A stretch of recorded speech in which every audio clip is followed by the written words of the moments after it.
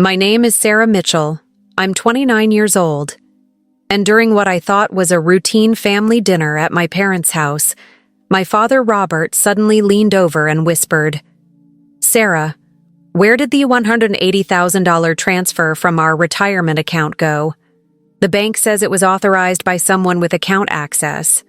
While I stared at him in complete confusion and said, "What $180,000? What transfer?" Only to watch my sister Amanda refuse to make eye contact as my mother Linda looked between us with growing panic.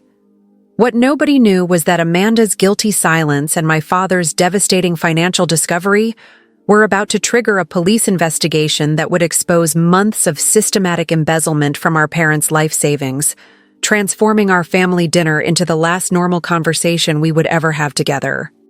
The family dinner that would destroy our relationships forever began on a Sunday evening in March, when I arrived at my parents' modest two-story home, expecting the usual weekly gathering where we shared updates about our lives while enjoying my mother's homemade pot roast and discussing plans for upcoming family events and holidays. "Sarah, I'm so glad you could make it tonight," Linda said as she greeted me at the front door with the warm smile that had characterized our family gatherings for as long as I could remember. "Amanda is already here, and dinner will be ready in about 20 minutes. I had been looking forward to this family time because work had been particularly stressful over the past month, with my job as an accountant at a mid-size firm requiring long hours during tax season while I helped clients navigate complex financial situations and ensure their compliance with ever-changing regulations and requirements. "Something smells amazing, Mom," I said as I followed her into the kitchen where Amanda was sitting at the counter, scrolling through her phone with the kind of focused attention that suggested she was either avoiding conversation or managing some kind of crisis through social media or text messages. "Hey, Amanda," I greeted my sister, who looked up briefly to acknowledge my presence before returning to her phone screen with unusual intensity that seemed different from her typical social media browsing during family gatherings. Amanda had always been the family member who struggled to find stable employment and financial independence, cycling through various jobs and business ventures that never seemed to generate the income or career satisfaction she was seeking. At 26, she still lived with our parents and relied on family support for many of her basic expenses, while pursuing different opportunities and trying to establish herself professionally. "How's the job search going?" I asked, trying to make conversation about the employment challenges Amanda had been facing since being laid off from her retail management position 3 months earlier. "It's fine," Amanda replied without looking up from her phone, her tone suggesting she didn't want to discuss her job situation or provide updates about her efforts to find new employment opportunities. The brief and dismissive response was unusual for Amanda, who typically enjoyed sharing details about her various projects and employment prospects, even when they weren't progressing as quickly as she hoped. Her reluctance to engage in conversation created an uncomfortable atmosphere that continued as we moved to the dining room for dinner. "Robert, dinner's ready," Linda called to my father, who had been reviewing financial documents in his home office where he managed the small accounting practice he had operated for over 30 years, before beginning his transition toward retirement and reduced client responsibilities. "Just finishing up some paperwork," Robert replied as he joined us at the dining table, carrying a folder of documents that appeared to contain bank statements and financial records rather than client materials from his accounting practice.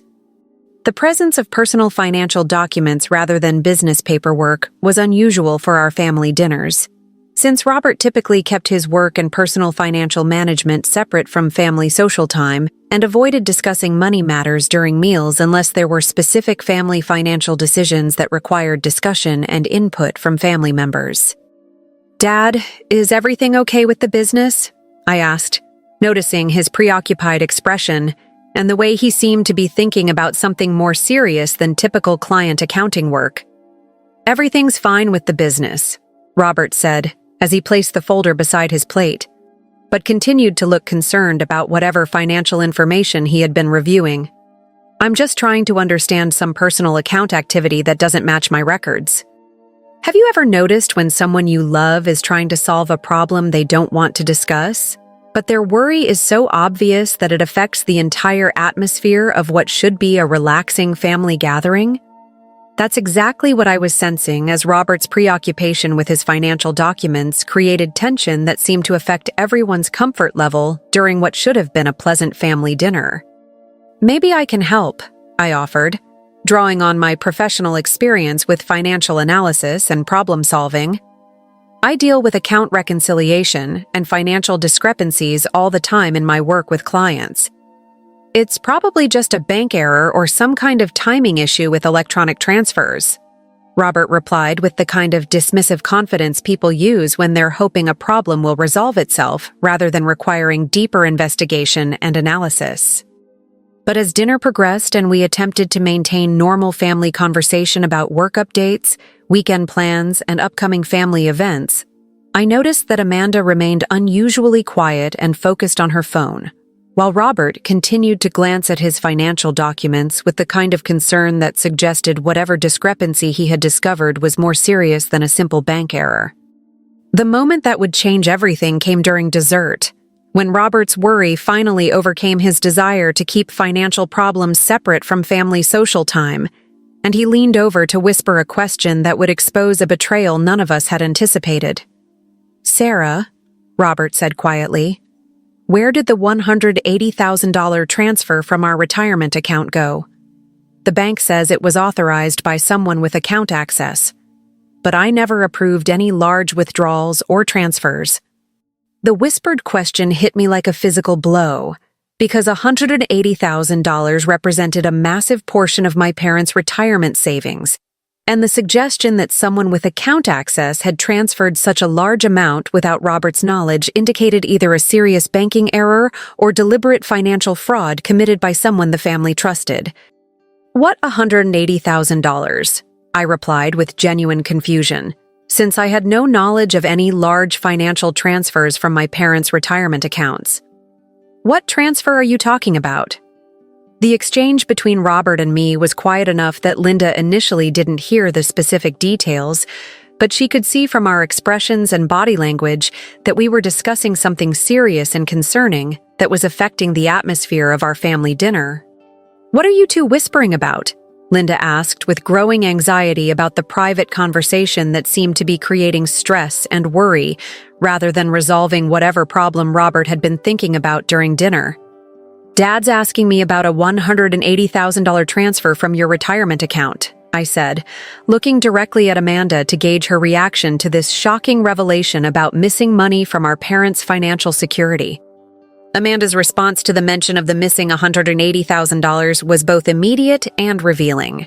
She stopped looking at her phone, her face went pale, and she refused to make eye contact with anyone at the table while her hands began trembling in a way that suggested she knew exactly what Robert was talking about.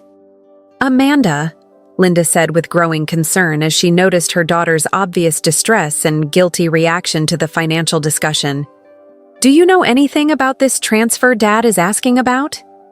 The question hung in the air as Amanda continued to avoid eye contact while her guilty behavior became more obvious and concerning, creating a silence that was both uncomfortable and revealing about her knowledge of the missing money. "I need to check something," Robert said as he opened his folder of financial documents and began reviewing bank statements that would apparently provide more details about the unauthorized transfer that had prompted his concern and questions. But as Robert searched through his financial records and Amanda's guilty silence continued, I was beginning to understand that our family dinner was about to become something much more serious than a discussion about banking errors or account discrepancies. It was about to become the moment when we discovered that someone we trusted had betrayed that trust in the most devastating way possible.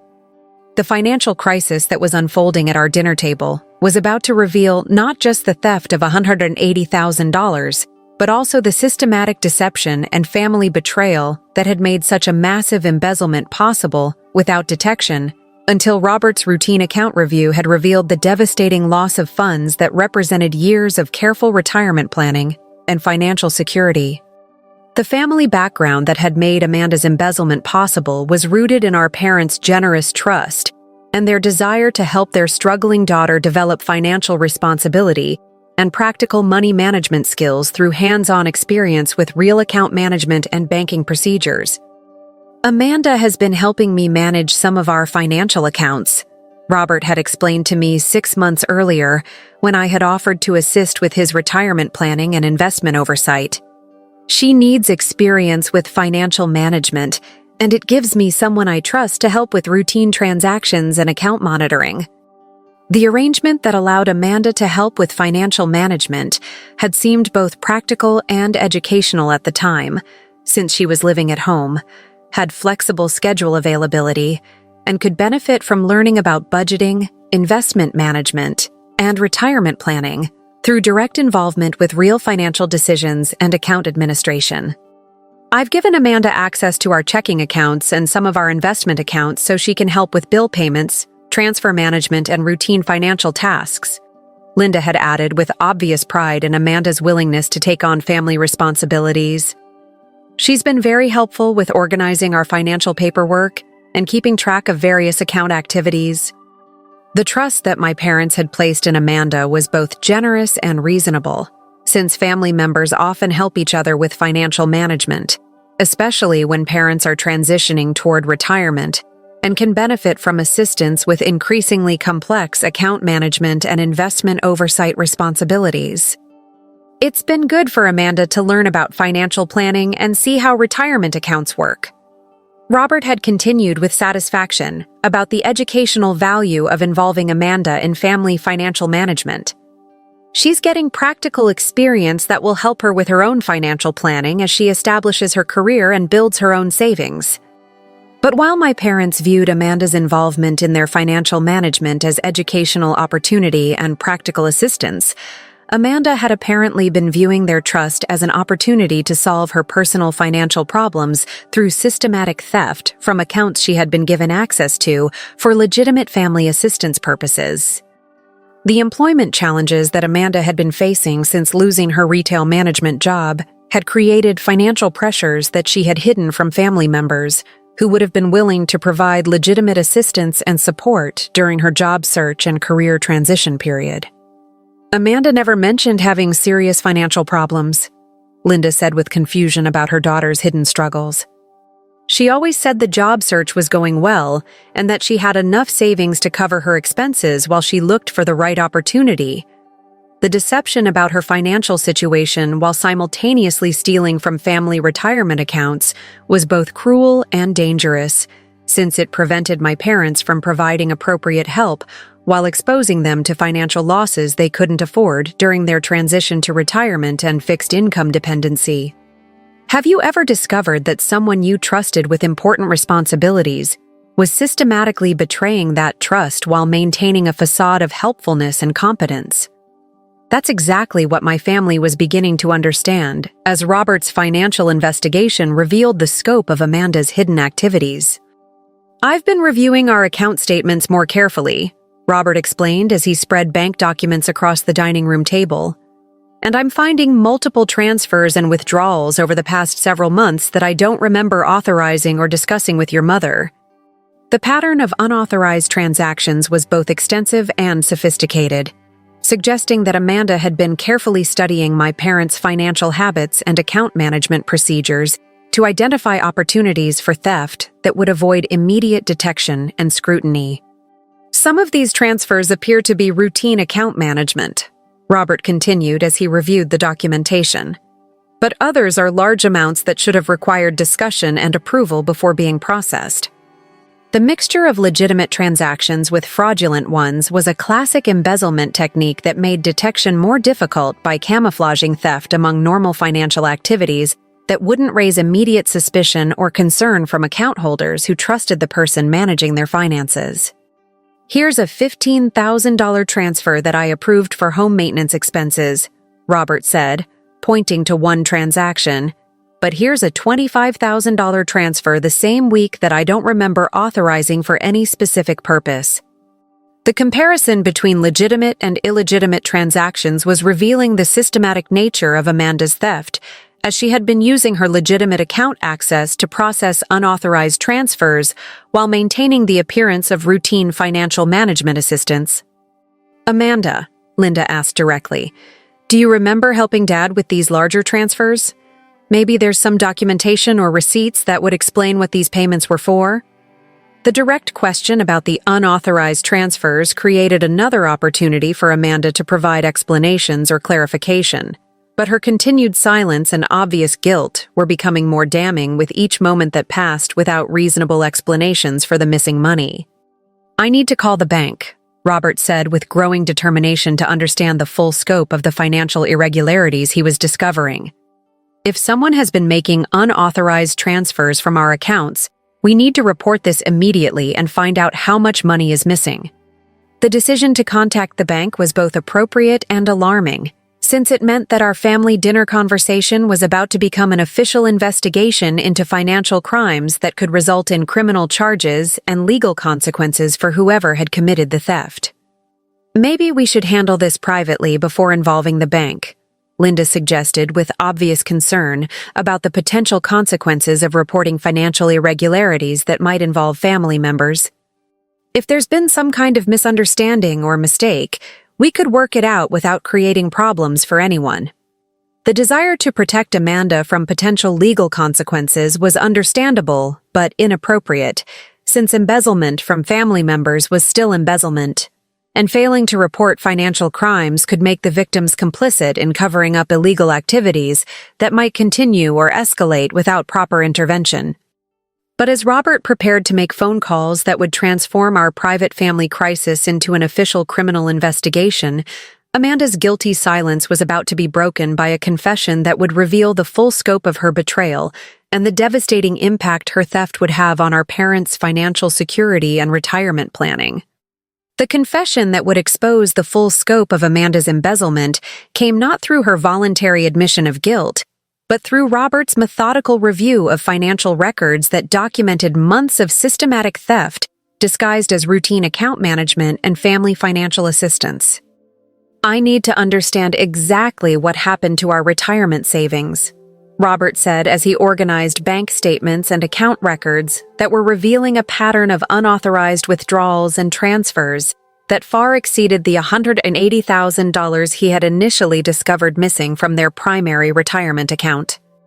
"Robert, you're scaring me," Linda said with growing panic as she watched her husband's investigation reveal what appeared to be extensive financial irregularities that threatened their retirement security and their trust in family relationships. "How much money are we talking about?" "I'm finding unauthorized transfers from multiple accounts," Robert replied as his analysis continued to reveal additional financial losses. "The retirement account, our emergency savings, the investment account we've been building for the past 15 years, they've all been accessed without my knowledge or approval." The revelation that Amanda's theft had extended beyond the retirement account to include other family savings represented a level of betrayal and financial damage that was both shocking and devastating for parents who had trusted their daughter with access to their life savings and financial security. "Amanda," Robert said directly, his voice firm but controlled as he confronted his daughter with evidence of her systematic theft, "I need you to explain these transactions right now. These are not authorized withdrawals, and you're the only person besides your mother and me who has access to these accounts."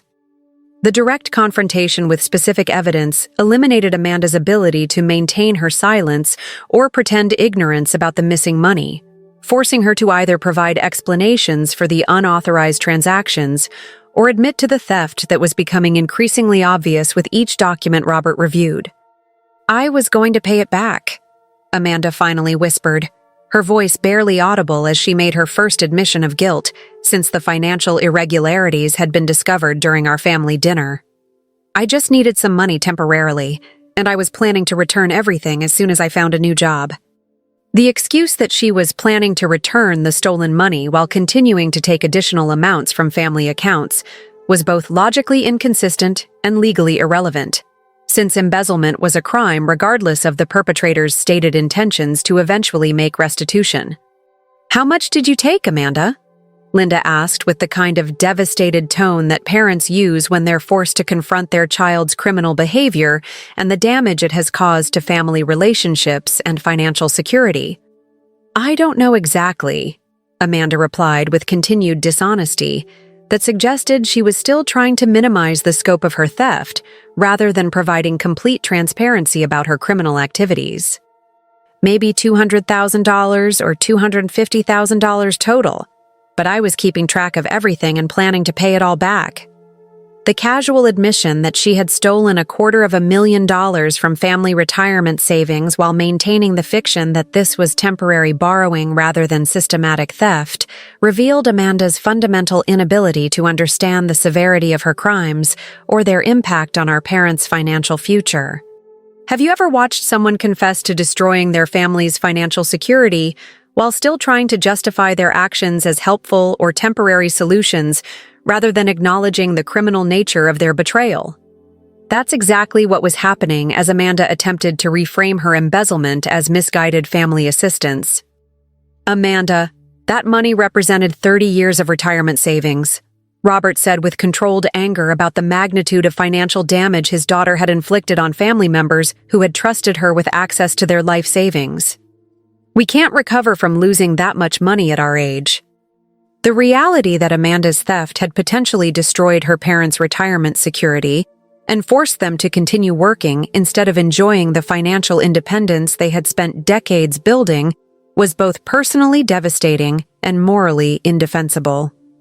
"I was going to get a good job and pay it back quickly," Amanda continued with desperate justification for theft that could never be adequately explained or excused regardless of her employment prospects or repayment intentions.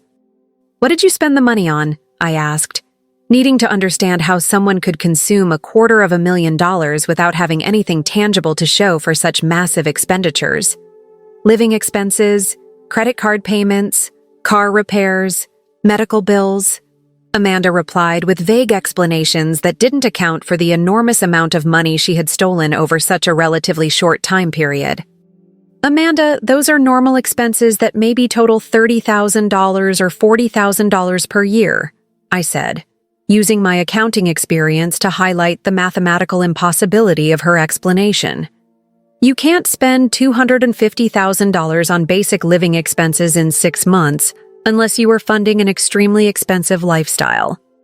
The mathematical challenge to her explanation forced Amanda to admit additional aspects of her spending that revealed the true nature of her financial priorities and the extent to which she had been deceiving family members about her activities and lifestyle choices. "I was also helping some friends with their financial problems," Amanda said reluctantly, revealing that she had been redistributing stolen family money to other people who had no knowledge that the assistance they were receiving came from embezzled funds. "You gave our retirement money to your friends?" Linda asked with horror about her daughter's decision to share stolen family funds with people outside the family who had no legitimate claim to those resources. "And I invested some of it in cryptocurrency and online trading," Amanda added with further admission of financial recklessness that had resulted in investment losses using money that belonged to her parents, rather than representing her own resources and risk tolerance. The revelation that Amanda had been gambling with stolen family money through high-risk investments, while her parents believed their retirement savings were safely earning conservative returns in established accounts, was both shocking and infuriating. "So not only did you steal our retirement money, but you lost it through gambling and gave it away to people who don't even know it was stolen," Robert summarized with devastating accuracy about the scope of Amanda's financial betrayal and irresponsibility. "I'm going to call the police," Robert announced with finality that indicated the family discussion phase of this crisis was ending and the criminal justice phase was about to begin. "This is embezzlement, and it needs to be reported as the crime that it is." "Dad, please don't call the police," Amanda begged with panic about facing legal consequences for her criminal activities. "I'm your daughter. We can work this out within the family without destroying my life with criminal charges." "Amanda, you destroyed your own life when you chose to steal from people who trusted you," Robert replied with accuracy about personal responsibility and the relationship between choices and consequences. and you destroyed our retirement security in the process." The decision to contact law enforcement was both appropriate and necessary, since embezzlement was a serious crime that required official investigation and prosecution, regardless of family relationships or personal feelings about holding relatives accountable for their criminal behavior. As Robert reached for his phone to call the police, I realized that our family dinner had become the last normal conversation we would ever have together, and that Amanda's confession had transformed us from a family dealing with financial difficulties into a family dealing with criminal prosecution and the permanent destruction of trust and relationships. The police response to Robert's report of embezzlement was swift and professional, with officers arriving at our house within 25 minutes of his phone call to begin the process of documenting Amanda's confession and initiating the criminal investigation that would determine her legal consequences and our family's path forward. "We received a report of financial crimes involving family members," Officer Davis said as he and his partner entered our home to begin their investigation of Amanda's systematic theft from my parents' retirement and investment accounts. "Can you show us the financial documentation and explain what happened?" The transition from private family crisis to official police investigation created an atmosphere of formality and legal consequence that made Amanda's situation much more serious and permanent than the family discussion we had been attempting to have during dinner. "My daughter has been stealing money from our retirement accounts over the past 6 months," Robert explained to the officers while providing bank statements and account records that documented Amanda's unauthorized transfers and withdrawals. "She just admitted to taking approximately $250,000 without our knowledge or permission." The presentation of evidence and Amanda's own confession created a straightforward criminal case that would be difficult to dispute or defend, since she had already acknowledged her guilt and the financial documentation supported Robert's claims about unauthorized access and theft. "Ma'am, we need to speak with you about these allegations." Officer Davis addressed Amanda directly, while informing her of her legal rights and the seriousness of the embezzlement charges she was facing. "You have the right to remain silent, and anything you say can be used against you in court proceedings." The formal reading of Miranda rights transformed our dining room into a crime scene, and Amanda from family member into criminal defendant, marking the moment when our family relationships became secondary to legal procedures and criminal justice processes. "I already told them I took the money," Amanda said to the officers with continued misunderstanding about the legal implications of her confession. "But I was planning to pay it back, so it's not really stealing." "Ma'am, taking money without permission is theft regardless of your intentions to return it," Officer Davis explained with professional patience about criminal law and the definition of embezzlement. "The amount involved makes this a felony that carries serious legal penalties." The clarification that Amanda's theft constituted felony embezzlement rather than a family financial disagreement was both legally accurate and personally devastating for family members who were watching their daughter and sister face criminal prosecution for her betrayal of family trust. "How much money are we talking about exactly?" the second officer asked, while taking notes about the financial details that would be important for prosecution and restitution calculations. She admitted to taking between $200,000 and $250,000 from multiple accounts over approximately 6 months. Robert replied with specific information about the scope of financial damage Amanda had caused to family retirement and emergency savings funds. "We'll need to conduct a thorough forensic accounting analysis to determine the exact amount stolen and document all unauthorized transactions," Officer Davis explained as he outlined the investigative process that would be required to build a comprehensive criminal case. "Have you ever watched law enforcement officers treat your family member as a criminal suspect while processing evidence of crimes committed against people you love?" That's exactly what I was experiencing as the police investigation transformed Amanda from struggling family member into defendant in a serious financial crime case. "Amanda Watson, you're under arrest for embezzlement and financial fraud," Officer Davis announced as he placed handcuffs on my sister while she cried and begged for family intervention that could no longer protect her from legal consequences of her criminal choices. "Please don't let them arrest me," Amanda pleaded with our parents as if family influence could override the criminal justice system and eliminate consequences for crimes that had been committed and confessed to during police investigation. "Amanda, we can't stop this," Linda said with heartbroken recognition that her daughter's criminal behavior had created legal consequences that exceeded family authority or influence. "You broke the law, and you have to face the results of your decisions."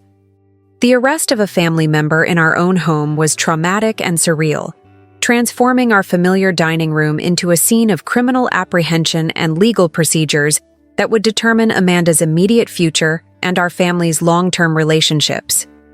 "We'll need statements from all family members about their knowledge of the financial arrangements and any suspicious activity they may have observed," Officer Davis informed us, as Amanda was taken to the police car for transport to jail and booking procedures. The requirement for family members to provide official statements about Amanda's crimes meant that we would all become witnesses in her criminal prosecution, creating additional complexity and emotional difficulty in an already devastating situation involving betrayal and loss of trust. "What happens next?" Robert asked about the legal procedures that would determine Amanda's charges, bail eligibility, and the timeline for prosecution of her embezzlement case. "She'll be booked and arraigned, probably within 48 hours, the officer explained. "Given the amount of money involved, this will be prosecuted as a felony with potential prison time and mandatory restitution requirements." The explanation of criminal procedures and potential penalties helped us understand that Amanda's situation was serious and permanent, with consequences that would affect her for years, regardless of family forgiveness or attempts to minimize the impact of her criminal behavior. As the police cars left our house with Amanda in custody, my parents and I sat in stunned silence, trying to process the reality that our family dinner had ended with criminal arrest and that our relationships had been permanently altered by financial betrayal and legal consequences. "I can't believe this happened," Linda said with the kind of shock that parents experience when forced to confront their child's criminal behavior, and the damage it has caused to family trust and financial security. "We trusted her with everything," Robert added with devastation about the betrayal of family confidence and the realization that their generous trust had been systematically exploited for personal financial benefit, rather than appreciated as family support and educational opportunity.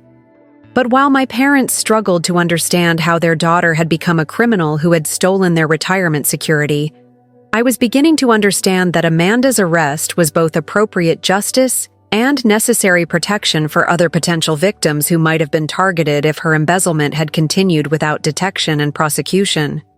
The aftermath of Amanda's arrest created a family crisis that extended far beyond the immediate shock of criminal charges, as we were forced to confront the long-term financial damage, legal implications, and relationship destruction that would define our lives for years to come following her systematic betrayal of family trust.